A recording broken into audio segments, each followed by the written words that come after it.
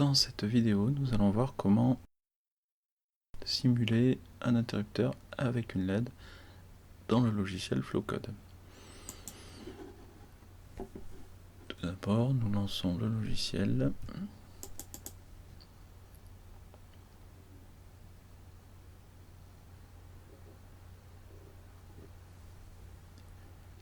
Il s'agit de la version gratuite, donc il faut attendre 4 secondes. Ensuite, on valide.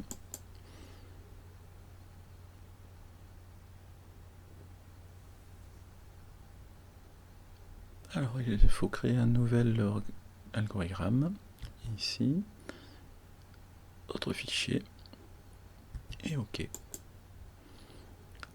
On choisit le microprocesseur cible, le 16F88, ici.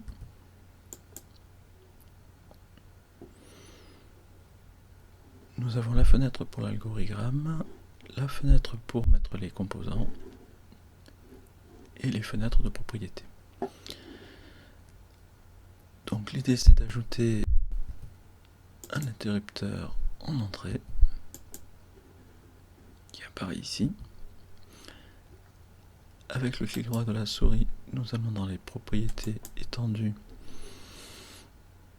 afin de choisir le type d'interrupteur que nous souhaitons avoir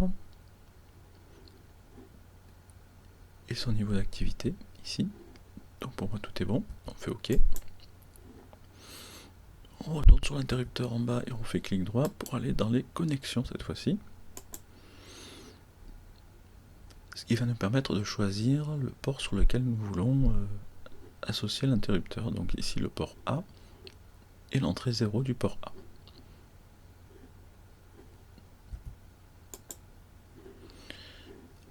En sortie, on veut utiliser une LED que l'on retrouve en bas. On la déplace.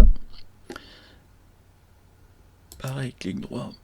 On peut aller dans les propriétés étendues et changer des valeurs qui nous intéressent. Par exemple ici la couleur.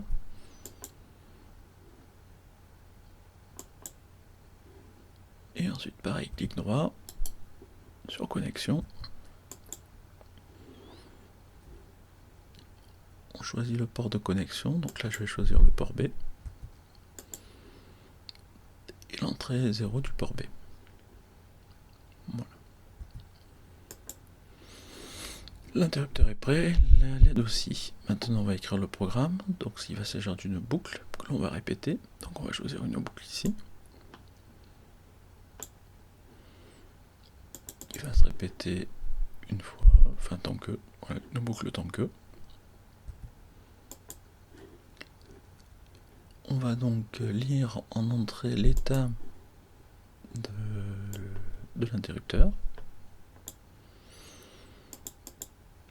Double-clic sur le logigramme. Il s'agit bien d'une entrée. Il va falloir lui définir un bit unique ici et lui associer une variable.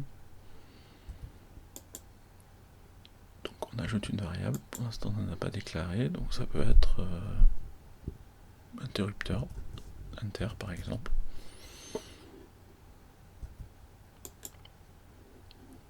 Ici, donc je choisis cette variable là. Je ferme et je la récupère ici. Maintenant elle apparaît. Et je peux la choisir pour mon interrupteur. On est bien sur le port A, le bit 0, c'est une entrée. OK. Ensuite, on va venir faire une décision, un test, en fonction de l'état de notre entrée. On peut récupérer notre interrupteur ici.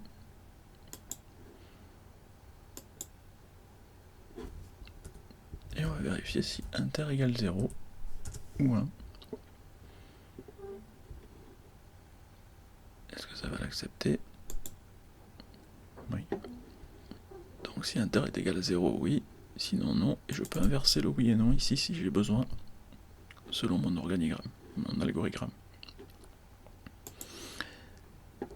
Maintenant il faut ajouter l'état de ma LED en sortie. Donc des sorties ici, que j'ai récupéré. Double-clic encore. On ne sera pas sur le port A, mais on a mis les LED sur le port B, donc bien choisir le bit, le port B et le bit 0. J'ai peut-être pas besoin de mettre LED égale 0, mais directement 0 peut-être. Sur mon bit, ouais, directement. Je fais pareil, je récupère ma sortie pour la partie où ce sera non. Double-clic. Et cette fois-ci, je la mettrai à 1, variable 1. Toujours mon port B et mon bit 0 ici.